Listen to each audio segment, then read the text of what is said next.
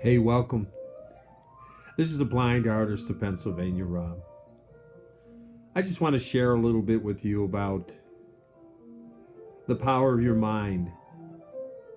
For many, many years, I was a behavioral medicine specialist. I worked in a pain clinic, and one of the things I taught people was mind over pain strategies. The mind is very powerful. Let me give you examples of people who have proven that the mind is very powerful.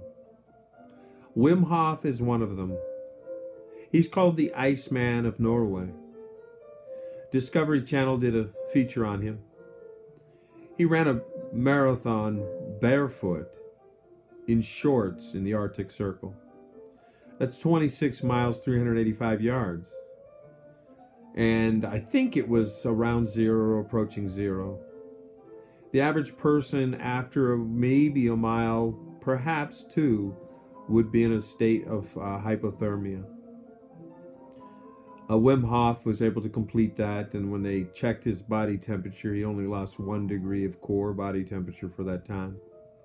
He also has set the world record for being placed in a plexiglass container with 1,500 pounds of ice around his body up to his neck.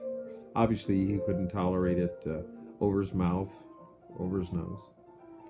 How long do you think he lasted before he finally gave in and got out?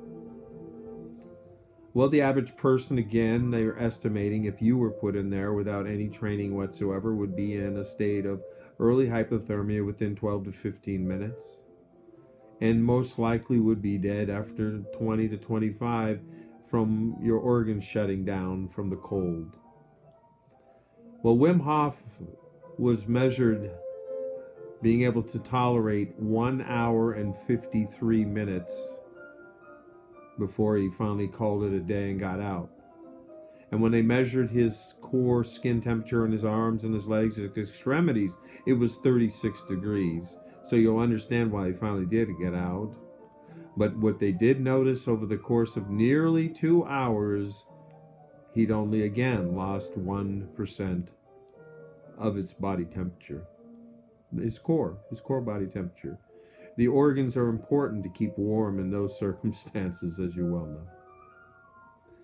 And when you think about what these people are showing and that they can do, I'm going to give you another example. If you type in David Blaine, he was on Oprah.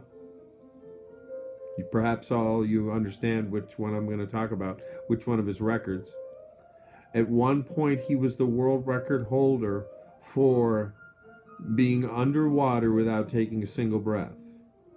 Now, a lot of these guys will suck on O's or oxygen beforehand and saturate the cells, but they estimate that even if you did that, maybe you'll last 5 to 7 minutes.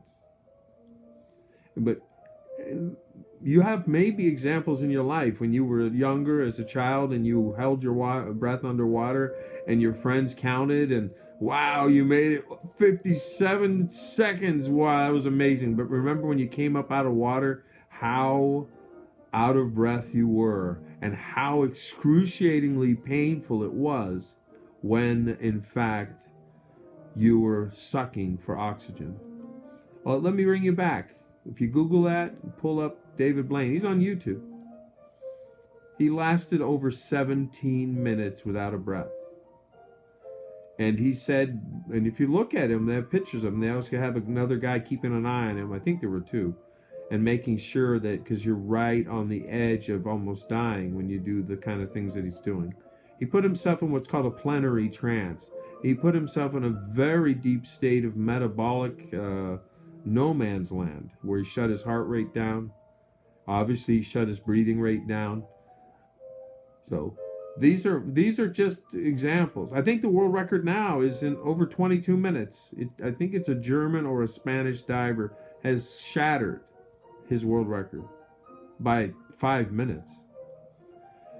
I'm going to give you one more example, then I'm going to give you a brief training on how to go into what's called the alpha state of mind, which is actually the doorway to tapping these chi energy forces that these gentlemen are playing with. Okay? I just talked with a friend today about this, and this was again it's the same discussion because I'm kind of fanatical about the upper limits of the mind and what you're capable of. If you understand, I actually paint with these eyes that I'm wearing 12-time readers right now, just so I can see a little bit of the screen, and just to show you that my eyes are not exactly good. It's not the eyes, it's the optic nerves. They say I have the optic nerves of a 105-year-old man, and that's I have bad genetics, type 1 diabetes. It's okay. I am using chi force. Hopefully we stabilized it, and at some point I will be reversing it. In fact, today, for example, I biked 14 miles on a recumbent bike, and then I walked 5 miles to pick up groceries, 2.5 each way. And that's pretty good for a guy who the day before was on dialysis for 4.5 hours. And I see the dialysis as a necessary evil to get my hemoglobin levels back up and give the kidneys a chance to rest and give them a chance to regenerate. Because they're very, the nephron, which is a kidney cell, is extremely brilliant. When you think about what kidneys do for you, they're unbelievably smart. Okay? Well, here's the other one. The third guy. I digressed a bit. I apologize. His name is Master Moses. I believe that's his name. And he's out of China. He's a 9th Dan Tai Chi master who decided that he wanted to own a world record.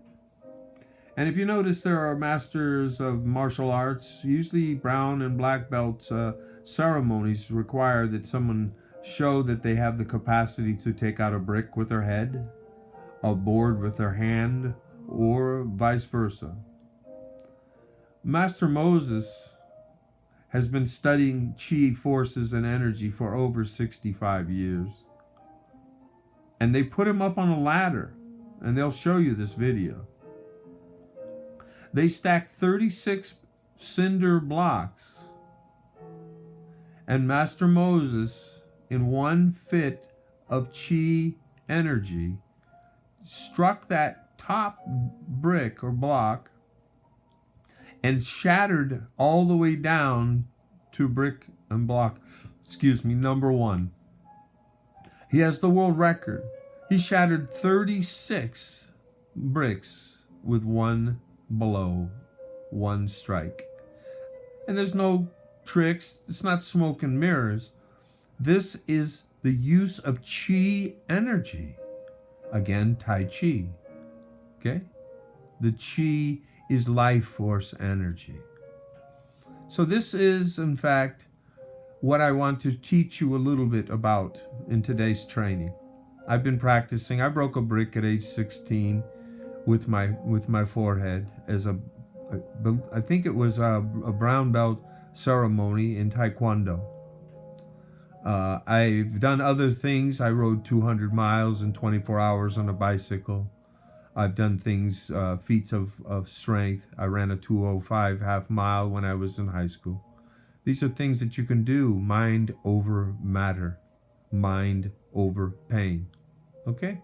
I'm going to show you how to tap into the alpha brainwave state, which is the precursor for all these states that folks do.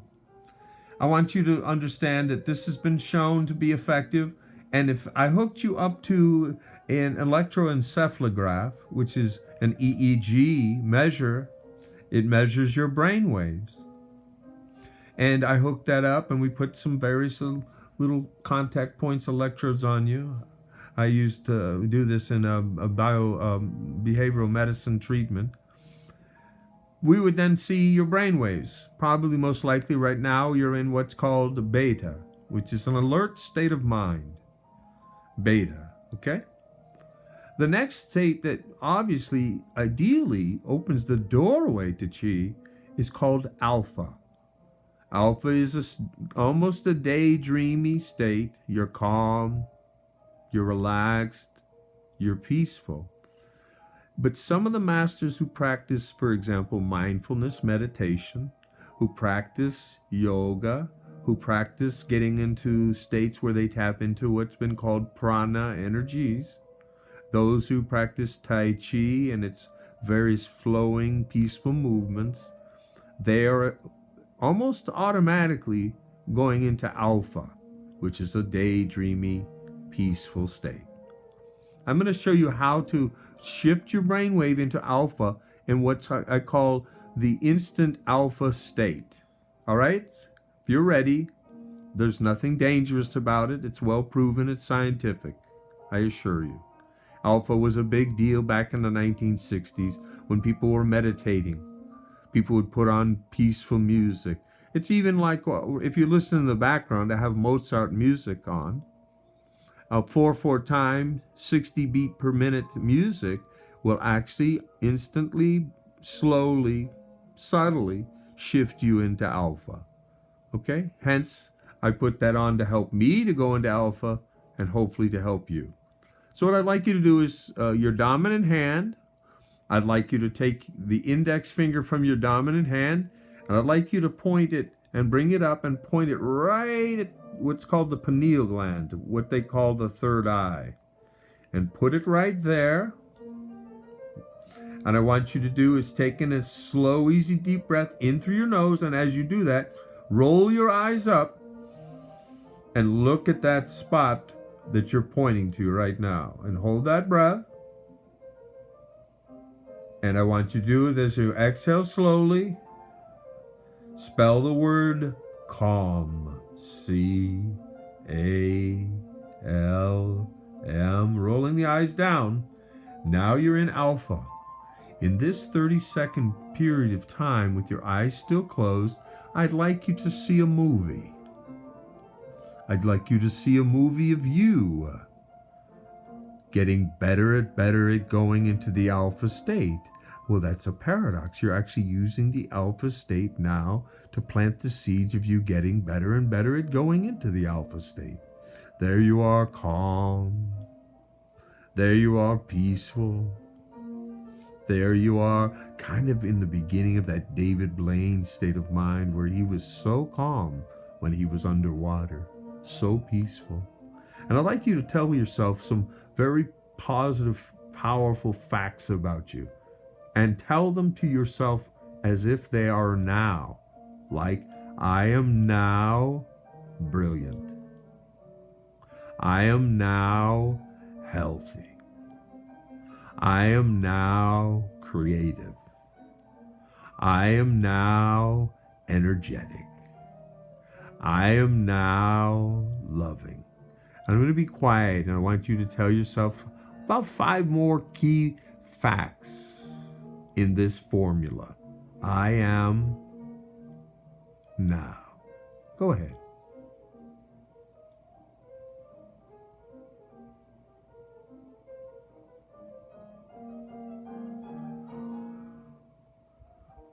And I'd like you to finish this by reminding yourself, by using this simple phrase, it is done.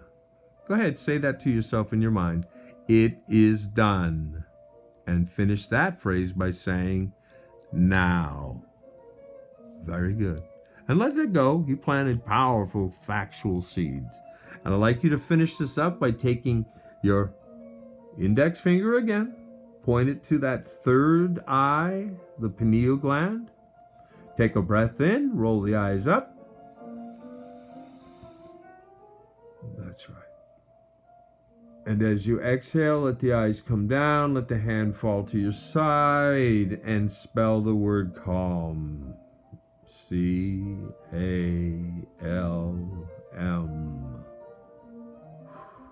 Open your eyes. Wow, you just did some fundamental work. This is the building block. This is the basics of going into alpha, which with practice, you will be able to tap into chi energies and what are called subtle energies. So I want to finish this primer and tapping into the sleeping 95% of your mind. You know, most people on a good day, according to William James in 1908, he's the father of modern psychology, he said on a good day, the average person only taps 5% of their mind. This is one of the skills that if you practice it on a regular basis, just do this maybe 2 or 3 times a day, you'll start to see progress. You will start to notice that Wow, you're beginning to live the realities of those facts that you planted in the depth of your mind. They plant much more powerfully when you go into alpha. Alpha opens the doorway to your infinite mind. Okay? I want to thank you for taking the time to make friends with your infinite mind. Hey, check out those guys that do feats of unbelievable power. Just check them out. Thanks a lot. This is the Blind Artist of PA, signing off. My slogan is, believe you can, and you will. Thanks a lot. See you next time.